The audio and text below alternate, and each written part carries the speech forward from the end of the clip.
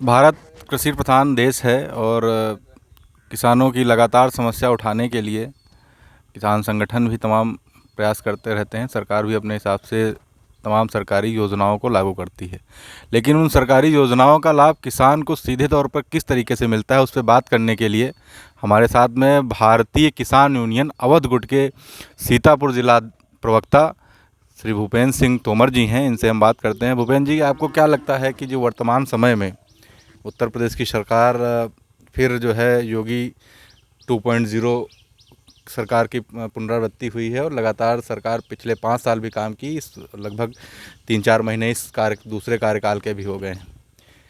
किसान आंदोलन हुआ, एक दिल्ली में बड़े स्तर पर प्रदर्शन हुआ और सालों तक चला। वर्तमान स्थिति में किस तरीके की सरकार की योजनाएं हैं, वो किसानों को किस तरह से लाभ उनको मिल पा रहा है, क्या है, उन पर क्या कहें? सर्वप्रथम तो अन्य जो योजनाएं हैं, किसानों को जो उनके उत्पादन है उसका मूल्य अपना मंडी के तहत या अपना डायरेक्ट वो बेचते हैं, उससे उनका लाभ है या वांछित लाभ नहीं मिल पा रहा है, वो विषय थोड़ा इस समय गौड़ है। वर्तमान समय में सबसे बड़ा बिंदु ये है कि जो ये हमारा जो ये गोवंश है, आवारा पशु जो हैं, इनसे जो फसलों को नुकसान हो रहा है। मैं ग्रामीण अंचल में जब कभी मोस्ट इंटीरियर में मैं जाता हूँ, मैं देखता हूँ कि लोग एक ही बात उठाते हैं कि भैया रात रात हम खेत में जाते हैं, अपनी फसलों को बचाते हैं। इस पर क्या कोई प्रयास नहीं सरकार का चल रहा है? तो वहाँ निरुत्तर होना पड़ता है। इसके पहले अभी विधानसभा चुनाव हुए, विधानसभा चुनाव के पहले मैंने स्वयं देखा कि विभिन्न गाँव के प्रधान उनको आदेश मिला कि गौशाला बनवाइए। जगह जगह पर वो पोल गाड़े गए, चाहे वो बांस के गाड़े गए या लकड़ी के गाड़े गए या पत्थर के गाड़े गए। उसके बाद में एक बाड़े जैसा बना, एक कार्रवाई दिखाई पड़ी कि हाँ वो जानवर ला के उसमें बंद किए जा रहे हैं और उसमें वहाँ पर कुछ जानवर बंद भी किए गए। उसके बाद में चुनाव के बाद में सब जैसे का तैसा हो गया।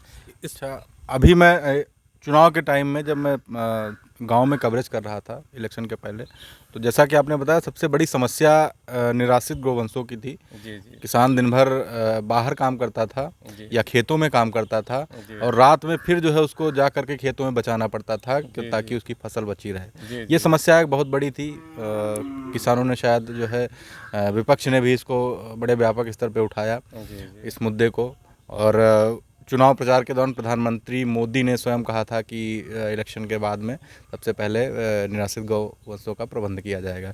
अभी तक क्या आप देखते हैं किस तरीके से इस योजना पर सरकार कार्य कर रही है और क्या इसका अभी तक प्रोसेस कितना रहा है? बाकी सभी क्षेत्रों में सरकार यथासंभव जो प्रयास कर रही है विकास की गति में और किसानों को लाभ पहुंचाने के लिए भी प्रयास उसका जारी है। लेकिन इस बिंदु के ऊपर जो निराश्रित गौवंश है, इस पर कहीं ना कहीं उदासीनता नज़र आ रही है। अभी अभी कुछ लोग, हम लोग एक दिन बैठे थे, एक कार्यक्रम था एक गांव विशेष में, तो उस पर पार्टी के पदाधिकारियों से मेरी वार्ता हुई, तो वो ये कहने लगे कि नहीं, अब ये हर तहसील स्तर के ऊपर 2 बाड़े बड़े बड़े बनेंगे, उसमें शेड होंगे, उस शेड में एक शेड के नीचे 5000 गोवंश आ जाएंगे, दूसरे शेड के नीचे इतने आ जाएंगे, और वो जगह चिन्हित की जा रही है और वो 1-1.5 महीना 2 महीना के अंदर ये बड़े लेवल पर दिखाई पड़ेगा। ये सारी बातें बहुत सही हैं, सारा सब कुछ बहुत सही है, लेकिन ये कब दिखाई पड़ेगा, कब वो चिन्हित होगा? इन अधिकारियों के ऊपर प्रेशर बना के जो भी चिन्हित कराने के लिए लोग लगे हैं, वो जल्दी से जल्दी चिन्हित कराएं और उसका बाउंड्री वाल दूर से बने, जैसा भी बने, और के अंदर उनकी चारे की व्यवस्था समुचित हो, उसमें 2-4 कर्मचारी रखे जाएं।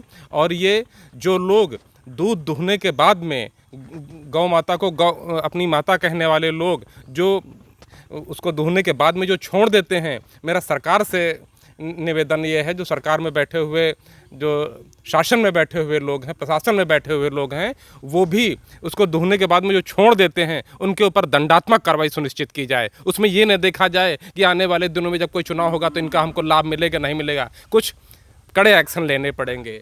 अच्छा, क्या लगता है कि उत्तर प्रदेश की राजनीति में एक कृषि सबसे बड़ा मुद्दा रहा है शुरुआत से ही। पश्चिमी यूपी में गन्ने की खेती हो और चाहे पूर्वांचल में धान की खेती हो, एक बड़े व्यापक स्तर पर रहता है और भारत का एक बहुत बड़ा उत्पादन उत्तर प्रदेश का है कृषि के क्षेत्र में। तो आपको क्या लगता है कि जो वर्तमान सरकार की जो योजनाएं हैं उस पर किस स्तर पे और उस पर अच्छा कार्य किया जाए ताकि जो गन्ना है, गेहूं है और धान है, इस पर एक अच्छा उत्पादन हो और साथ ही जो रासायनिक खादों का प्रयोग किया जाता है उनका ना प्रयोग करके जैविक खेती की तरफ या प्राकृतिक खेती की तरफ जो है कदम बढ़ाया जाए, जिससे जो बीमारियां तमाम प्रकार की हो रही हैं, जो डॉक्टरों का भी मानना है कि कैंसर जैसी तमाम बीमारियां रासायनिक खादों इनके प्रयोग से होती हैं। तो उस पर सरकार को क्या करना चाहिए, उस पर क्या आपका जो है विचार है? आपका प्रश्न बहुत अच्छा है। इस बिंदु पर मैं ये कहना चाहूँगा कि जैविक खेती को प्रोत्साहन मिलना चाहिए। ये किसान अधिक उपज को मिलने के लिए कि हमारा प्रोडक्शन अधिक से अधिक हो जाए, तो अधिक से अधिक रासायनिक खादों का प्रयोग करते हैं, और रासायनिक खादों में उसमें कीटनाशक तरह तरह की औषधियों का प्रयोग करते हैं, जिससे कि बुरे परिणाम मिलते हैं, हमारा स्वास्थ्य प्रभावित होता है। तो इसके लिए ये हम अवश्य कहेंगे कि किसान के अंदर ये जागरूकता आनी चाहिए कि जब तक हमारा स्वास्थ्य सही नहीं होगा, हमारे आने वाले समय में जो हमारे बच्चे बड़े हो रहे हैं इनका स्वास्थ्य प्रभावित होगा। तो जैविक खेती को ये बढ़ावा दें। और इस समय जो आपके प्रश्न से थोड़ा सा हट के बात मैं कहने जा रहा हूँ कि मैं अभी कल गया था अपने प्रतिनिधिमंडल के साथ में, मेरे प्रदेश संरक्षक भी मेरे साथ में थे, और हमारे कार्यालय के जो प्रमुख हैं शिवम यादव जी भी मेरे साथ में थे, और हमारे प्रदेश अध्यक्ष श्री सुरेश प्रकाश सिंह जी हमारे साथ में थे, और एक और नेताजी साथ में थे। हम लोग गए थे बिजली विभाग में। तो हम लोगों ने कल एसडीओ साहब से बात की कि लो वोल्टेज की समस्या विभिन्न गांवों में है, और वहां पर ट्यूबवेल जो है नहीं चल पा रहे हैं। इस समय धान की रोपाई बड़ी तीव्र गति से हो रही है, लोग अपने अपने खेतों में धान लगा रहे हैं। एसडीओ साहब का कहना था कि हमको बिजली ही नहीं मिल रही कि हम इतनी बिजली दे पाएँ, या ज़रूरत से ज़्यादा एसी चल रहे हैं, और जितनी बिजली चाहिए जिससे कि ट्यूबवेल चल सके, खेतों में पानी भरा जा सके, ये मौसम की विडंबना कहें, प्रकृति की विडंबना कहें, आज कहें कि आजकल जो बारिश होनी चाहिए थी, जिस तरीके से बारिश होती थी, सूखा जैसा पड़ा हुआ है। लोगों ने अपने धान बो दिए हैं, अब उनके बेड़ तैयार हो गई है खेतों में लगाने के लिए, और उनके ट्यूबवेल नहीं चल रहे हैं, लो वोल्टेज की समस्या है। एसडीओ साहब का ये कहना था कि जब अभी बारिश हो जाएगी, बारिश जब होगी तो लाइट कम कंज्यूम होगी शहरों में, तब इसका वोल्टेज बढ़ जाएगा। मेरा सरकार से ये कहना है कि बिजली उत्पादन के केंद्र प्रदेश और अन्य स्टेट्स में क्यों नहीं इसको डेवलप किया जा रहा है कि ये बिजली का उत्पादन हो। इसके लिए कोई बड़ी योजना बननी चाहिए। जी, जैसा कि भूपेंद्र जी ने बताया कि बिजली उत्पादन पर भी जो है एक सरकार को योजना तैयार करनी चाहिए, और जहाँ तक मुझे लगता है करना भी चाहिए, और लोगों को भी विशेष ध्यान रखना चाहिए कि बेवजह जो है बिजली, जैसे गांव में या शहरों में लोग लाइट जलाकर या पंखा जला करके उसको छोड़ देते हैं, या नलों से पानी बेवजह निकलता है, तो उसका भी संरक्षण करना चाहिए।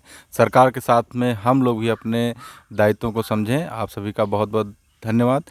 आगे दूसरे वीडियो में किसी दूसरे मुद्दे पर चर्चा होगी। बहुत बहुत धन्यवाद।